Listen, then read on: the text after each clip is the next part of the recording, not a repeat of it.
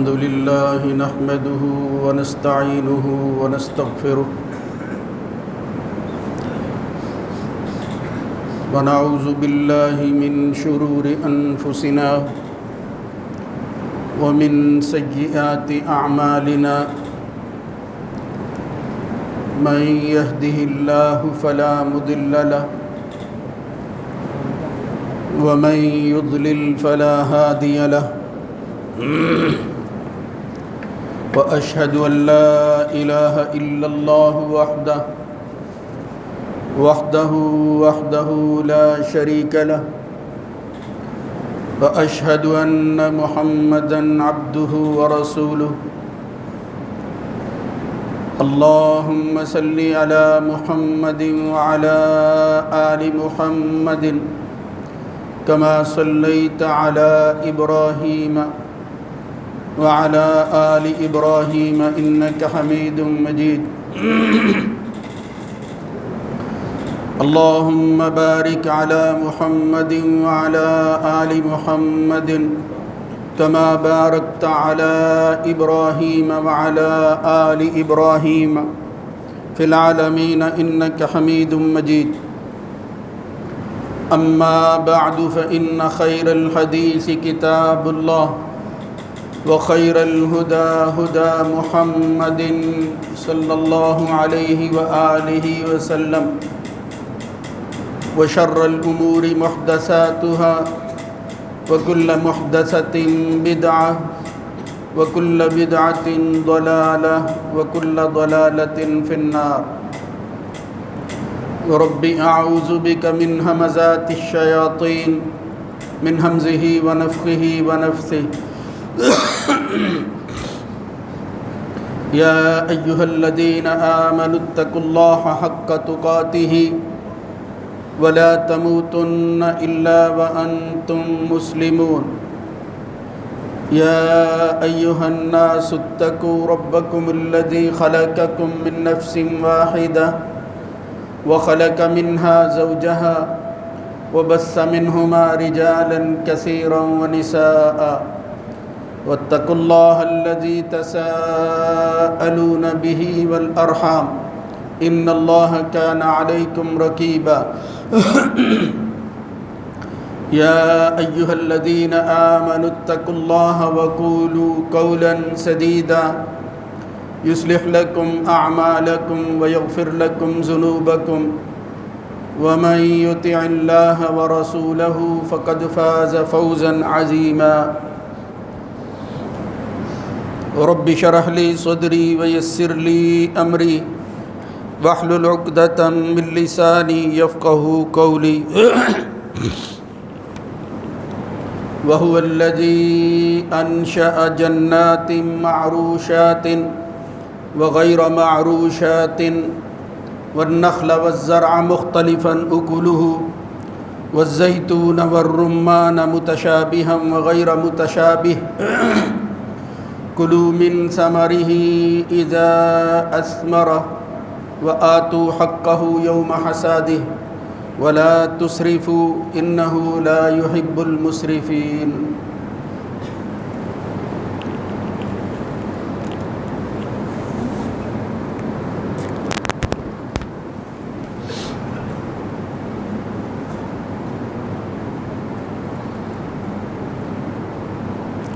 اللہ وہی ذات ہے، اسی نے باغات بنائے پیدا کیے جو بیلوں والے ہیں اور بغیر بیلوں کے ہیں، اور کھجوریں اور کھیتیاں مختلف ذائقوں کی پیدا کی، اور زیتون ہے اور انار ہے جو ایک دوسرے سے ملتے اور الگ الگ بھی ہیں، لہذا تم اس کا پھل کھاؤ جب وہ پھل دینے لگے، اور اس کا حق ادا کرو جب وہ کاٹی جائے، یہ کاٹنے کے دن اس کا حق ادا کرو، اور فضول خرچی یا حد سے تجاوز نہ کرو، اللہ تعالیٰ فضول خرچی کرنے والوں کو پسند نہیں کرتا۔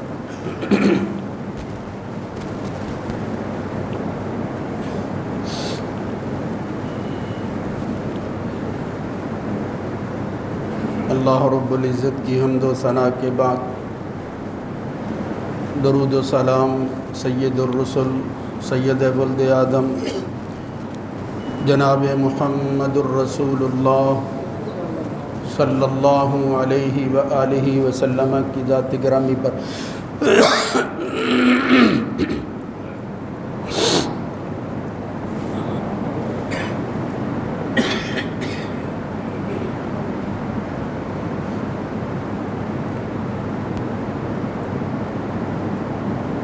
اللہ رب العزت نے قرآن مجید فرقان حمید میں اور نبی کریم صلی اللہ علیہ وآلہ وسلم نے سنت اور حدیث میں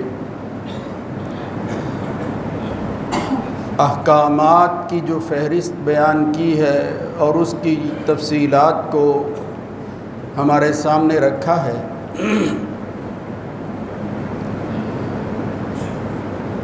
ان احکامات کے مطالعہ سے یہ بات واضح ہوتی ہے کہ مومن کی زندگی مرضی کی زندگی نہیں ہے، وہ کسی کی مرضی پر چلنے کی زندگی ہے۔ جب وہ عہد کر کے کلمہ پڑھ لیتا ہے تو وہ سپردگی کا اعلان کرتا ہے اور اپنی خواہشات کو قربان کر کے جس کے حوالے اپنے آپ کو وہ کرتا ہے اس کی مرضی کو اولیت اور فوقیت دیتا ہے، اور اگر کبھی مقابلہ اور موازنہ کرنا پڑے تو ترجیح بھی اسی کے حکم کو دیتا ہے۔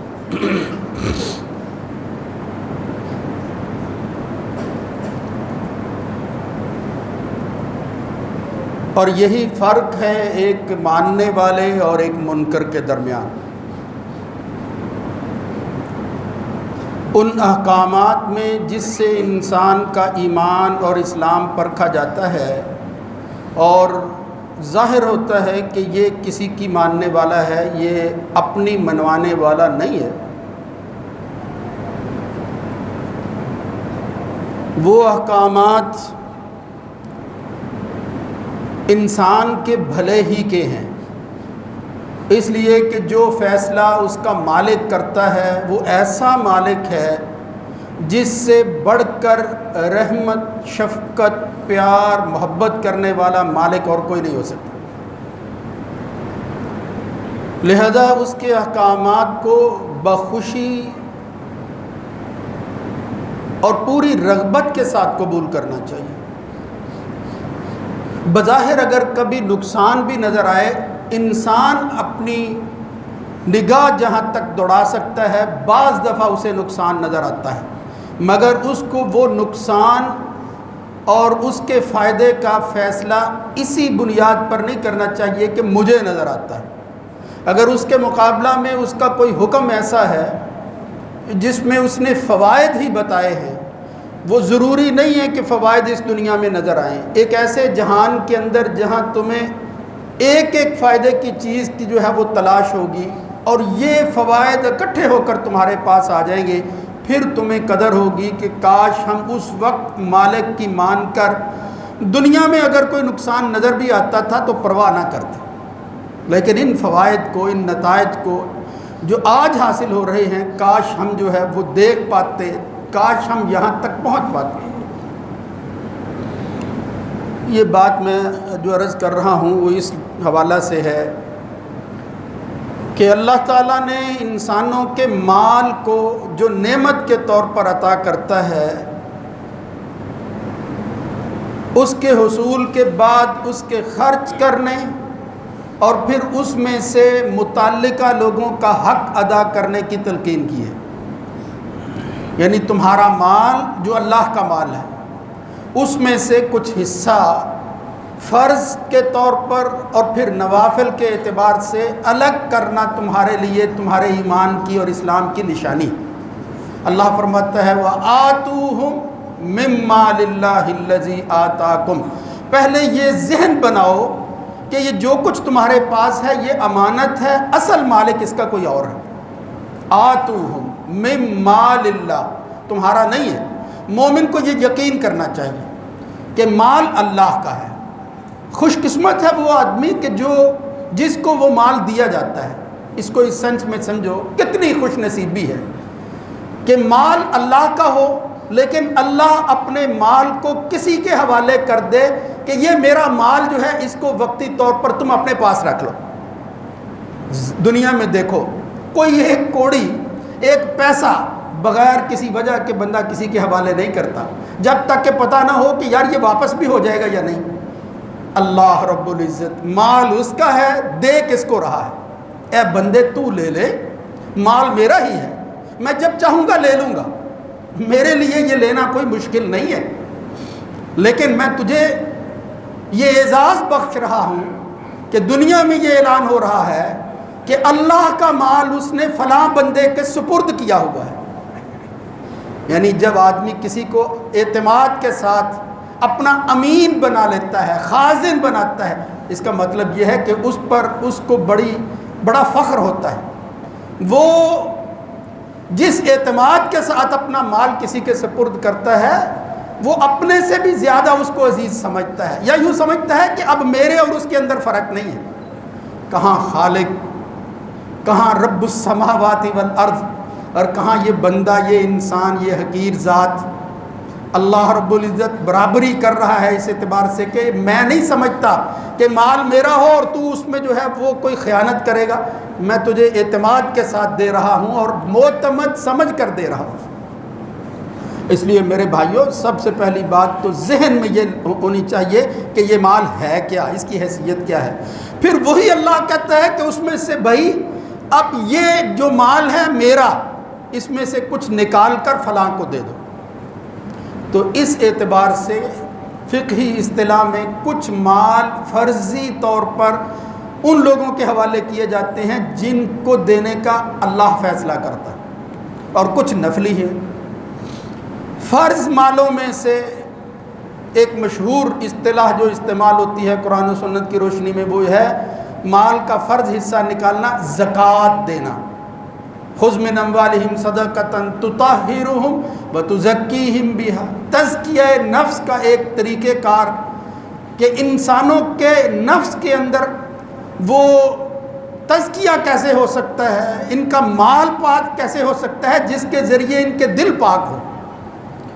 اللہ اس تزکیے کے عمل کے حوالہ سے بیان فرما رہا ہے وتزکیہم بہا، مال لے لو تاکہ مال اور صاحب مال کا تزکیہ ہو سکے۔ یعنی وہ کام جس کے لیے اللہ اپنے پیغمبروں کو بھیجتا ہے، والذی بعث فی الامیین رسولا منہم یتلو علیہم آیاتہ ویزکیہم، یعنی جہاں قرآن پڑھ کر سنایا جاتا ہے وہاں ساتھ تربیت کی جاتی ہے۔ تربیت ہے یہ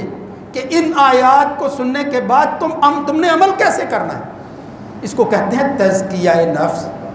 تو اس تزکیے کے عمل کے اندر جب اللہ رب العزت کسی دوسرے بندے کے حوالے مال کرنے کے لیے کہتا ہے تو ایک ہے فرض حصہ، اس کو ہم زکوٰۃ کہتے ہیں۔ اس میں سے 3 یا 4 قسمیں بنتی ہیں مال کی۔ ایک نقدی کی شکل میں بھی ہو سکتا ہے، ایک معدنیات کی شکل میں بھی ہوتا ہے، معادن سونا اور چاندی ہے، اور ایک اور چیز ہے جنس کا تزکیہ یا جنس کی زکوٰۃ، اور ایک ہے مویشی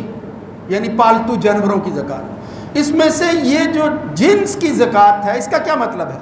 یعنی زمین کی پیداوار، یہ اللہ کی زمین،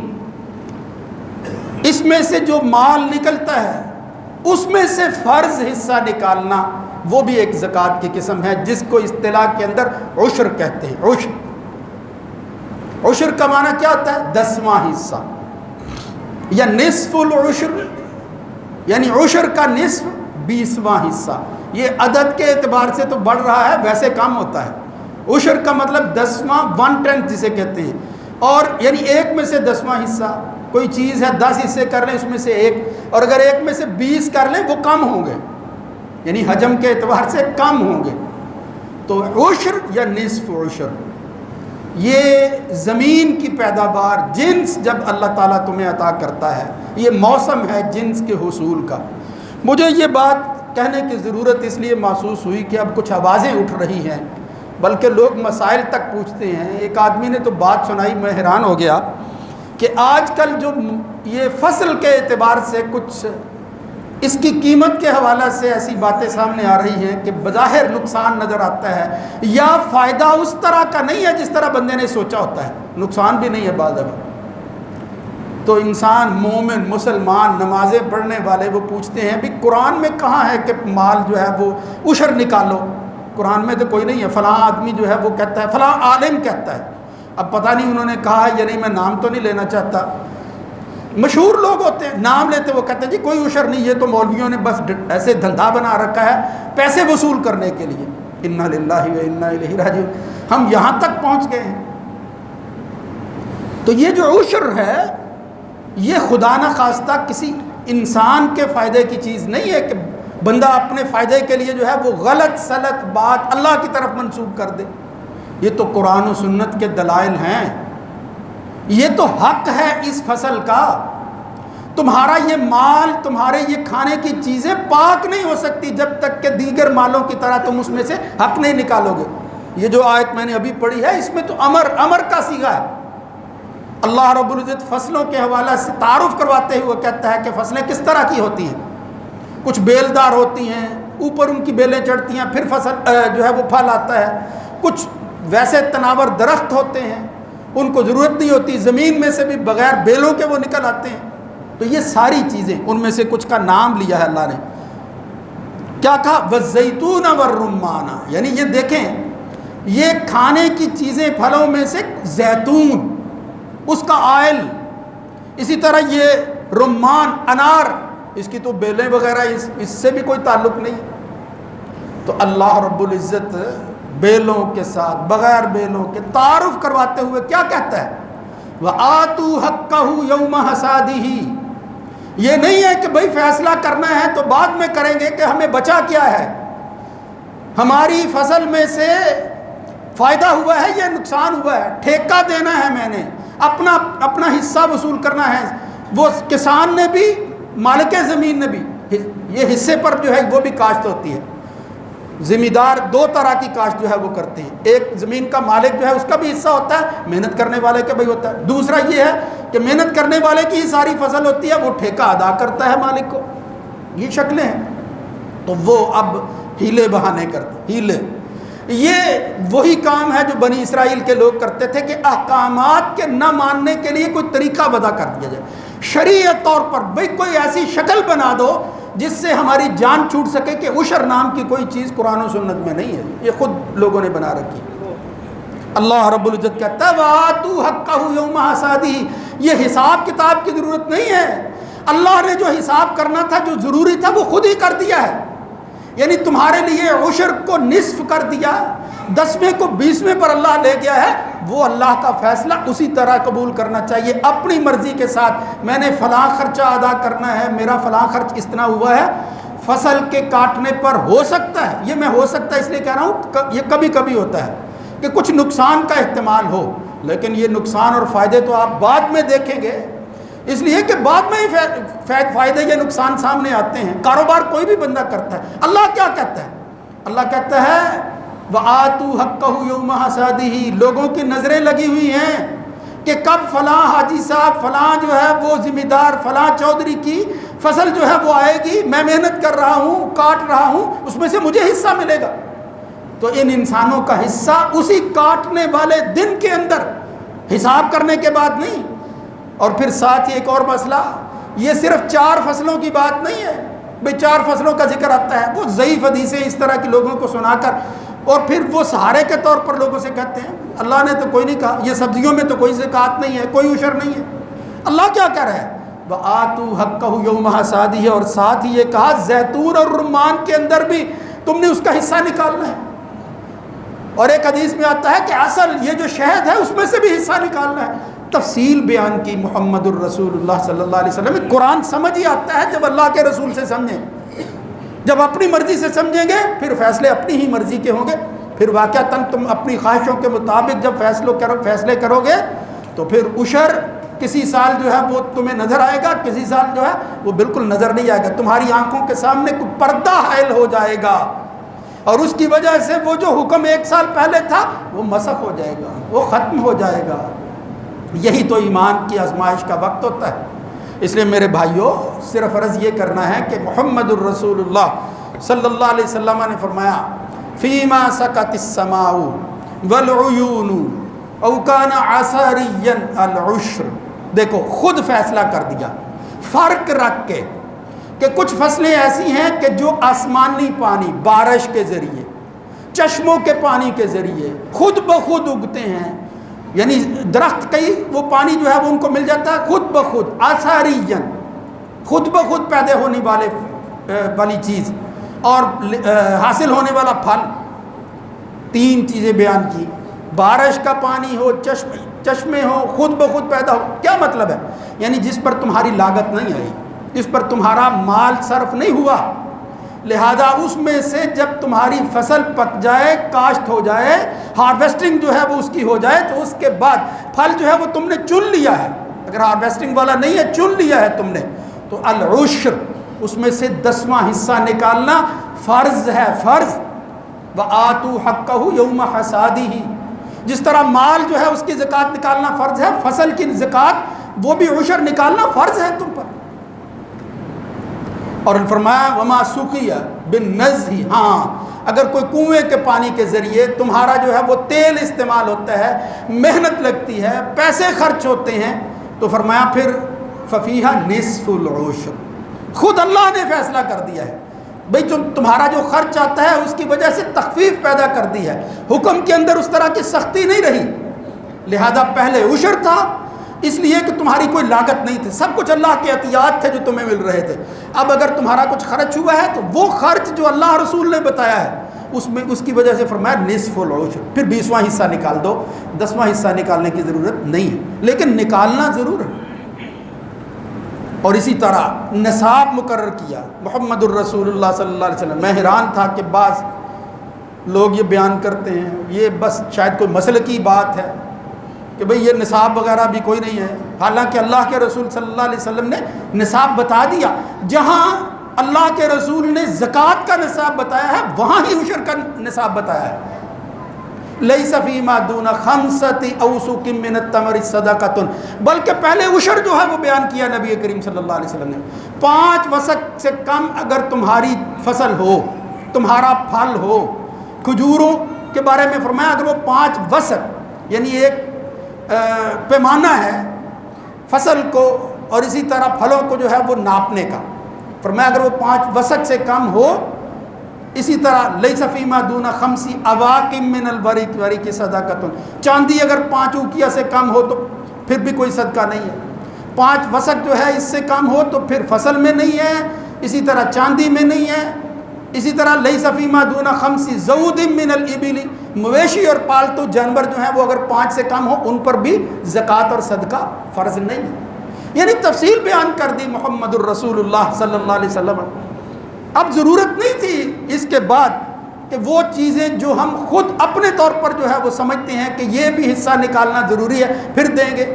یہ کوئی ایسی بات جو ہے وہ قرآن و سنت سے معلوم نہیں ہوتی، کوئی خرچے ورچے والی بات نہیں ہے۔ اس لیے میرے بھائیوں اب مسائل تو زیادہ ہیں، صرف مجھے یہ اشارہ کرنا تھا کہ جس طرح زکوٰۃ عام مال میں سے ہم نکالتے ہیں، جو صاحب فصل ہیں یا ذمہ دار لوگ ہیں، خدا را ان کو یہ قرآنی آیت سناؤ۔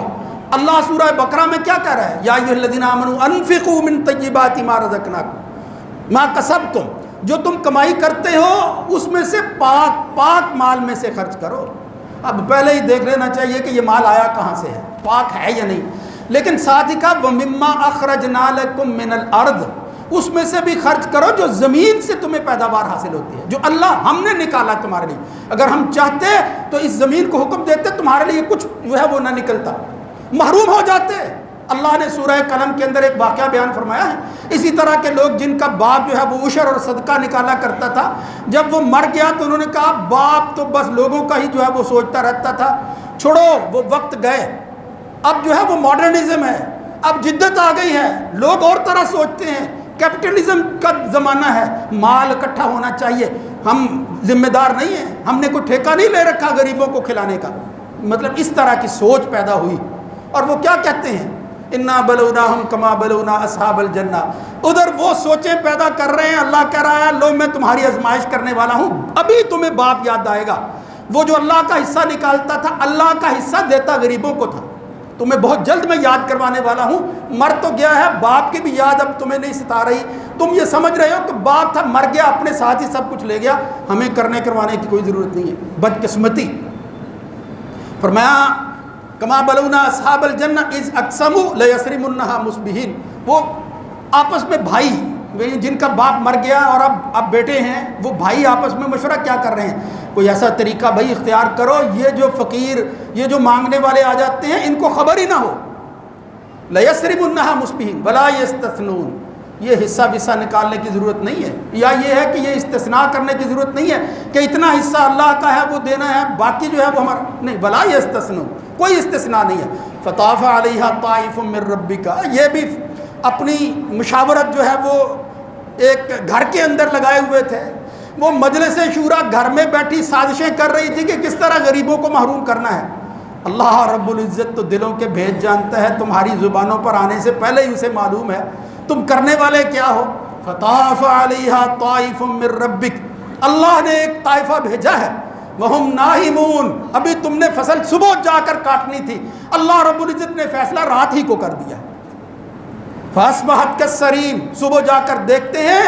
وہ فصل جس کی امیدیں لگائے ہوئے تھے کہ اس میں سے دانہ نہیں کسی کو دینا، وہاں کوئی فصل نام کی چیز نظر نہیں آ رہی۔ فاصبحت کالصریم، وہ تو بالکل ختم، اس طرح چٹیل میدان بنا ہوا ہے، کوئی فصل نہیں ہے وہاں۔ فتنادوا مصبحین، اب ہوکے لگاتے ہیں، اب روتے ہیں، ان اغدوا علی حرثکم ان کنتم صارمین، ہوکا لگا کر جاتے ہیں، چلو بھائی چلتے ہیں۔ فانطلقوا وهم يتخافتون، چھپے چھپے بغیر بتائے ہوئے چلتے ہیں۔ اللہ يدخلن علیکم اليوم اللہ يدخلن علیکم اليوم مسکین، اللہ يدخلن اليوم مسکین وغدوا علی حرد قادرین، فطاف علیہا طائف من ربک وهم نائمون فاصبحت کالصریم فتنادوا مصبحین ان اغدوا علی حرثکم ان کنتم صارمین فانطلقوا وهم يتخافتون اللہ يدخلن علیہا اليوم علیکم مسکین وغدوا علی حرد قادرین، انہوں نے کہا طاقتیں تو ہمارے پاس ہے، پوری طاقت رکھتے ہیں، قریب نہیں پھٹکے گا کوئی، علی حرد، رکاوٹ پیدا کر دی، بار لگا دی، پیچھے پیچھے رہنا۔ اور کیا ہوا،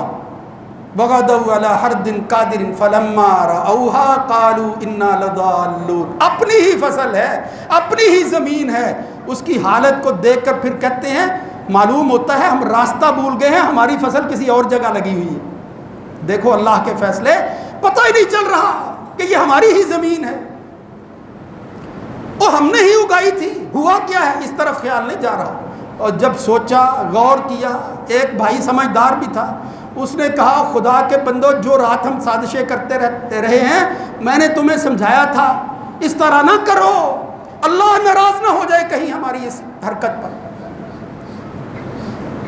اللہ فرماتا ہے وغدوا علی حرد قادر فلما رأوها قالوا انا لضالون، یار بھٹک گئے ہیں، راستہ بھٹک گئے، بل نحن محرومون، نہیں راستہ وہی ہے، فصل تمہاری ہی ہے، مگر اللہ کا حکم آیا ہے، نشان مٹ گیا ہے، یہاں اب تمہاری فصل کا نشان نہیں رہا، بل نحن محرومون، تم لوگوں کو محروم کرنا چاہتے تھے، اللہ نے تمہیں محروم کر دیا۔